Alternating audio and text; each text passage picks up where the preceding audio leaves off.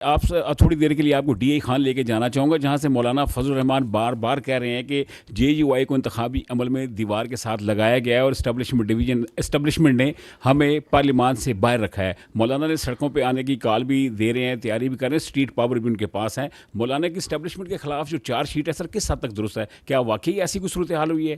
Please.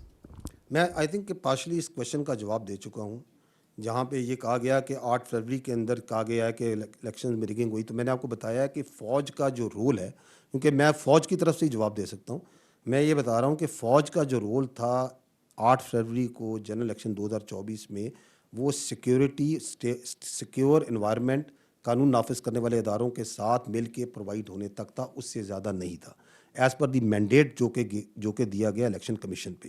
اور جو لوگ اس کے بارے میں سیاسی مداخلت کے الزامات لگاتے ہیں بغیر کسی ثبوت کے، اور لگا رہے ہیں، تواتر سے لگا رہے ہیں، ان سے ہم یہی درخواست کرتے ہیں کہ وہ یہ ثبوت لے کے متعلقہ قانونی اور آئینی اداروں کے سامنے آئیں اور پیش کریں.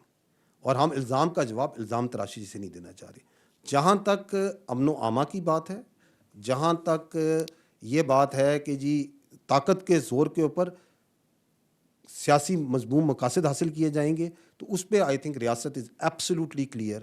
کسی کو پاکستان کے ترقی کے راستے میں آنے کی اجازت نہیں دی جا سکتی. کسی کو امن کو، پیس کو، پبلک لا اینڈ آرڈر کو خراب کرنے کی اجازت نہیں دی جا سکتی.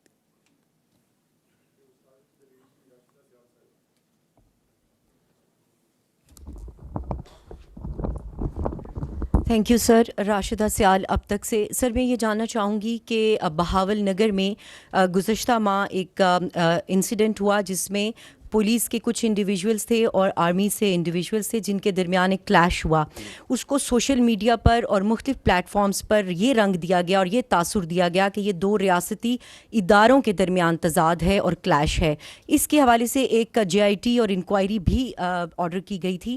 اگر آپ ہمیں اپڈیٹ کر سکیں کہ اس انکوائری کی فائنڈنگز کیا آئی ہیں، اس پہ آپ کے کامنٹس چاہیے. شکریہ. دیکھیں، بہاول نگر میں ایک افسوسناک واقعہ پیش آیا، لیکن اس کے فوری بعد جو پولیس آفیسرز تھے وہاں پہ اور جو سیکورٹی آفیسرز تھے، انہوں نے اس کو ایمیکیبلی ریزالو کیا. یہ واقعہ، یہ جو آپ سوال کر رہی ہیں، اس کی وجہ یہ ہے کہ اس واقعے پہ ایک پروپیگنڈا کیا گیا، اس پہ بہت سا جھوٹ ڈالا گیا، and that is part of the on going ایک جو پیٹرن بن چکا ہے کہ فوج سے ریلیٹڈ کوئی واقعہ ہو جائے تو اس پہ پروپیگنڈا کرو، اس پہ جھوٹ کرو اور اس پہ بدنام کرو. اس طرح تو that is why it became so much hype. Punjab حکومت نے اس پہ امیجیٹلی ایک، جس طرح آپ نے خود ذکر کیا کہ ایک پولیس آفیشلز پہ، سیکورٹی آفیسرز پر مشتمل ایک مشترکہ تحقیقات کا آغاز کر دیا ہے تاکہ حقائق سامنے آئیں اور جو ذمہ دار ہیں ان کا تعین کیا جائے. اور وہ پنجاب حکومت ہی اس سے آگاہ کر سکتی ہے کہ وہ تحقیقات اور اس کے حقائق کی طرف سے. جو point important to understand here is کہ دیکھیں، جو یہ دہشت گردی کے خلاف اور انلیگل اسپیکٹرم کے خلاف جو یہ جنگ پاکستان لڑ رہا ہے، اور کوئی سالوں سے نہیں، اب دہائیوں سے لڑ رہا ہے، اس میں فوج کے ساتھ قانون نافذ کرنے والے اداروں میں پولیس کا ایک بڑا اہم رول ہے.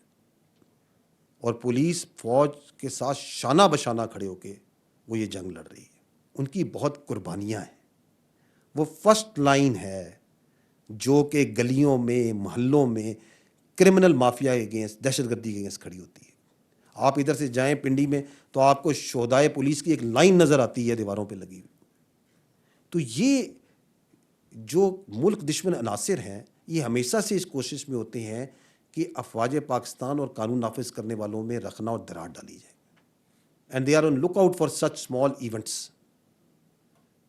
تو ایونٹ تھا افسوسناک.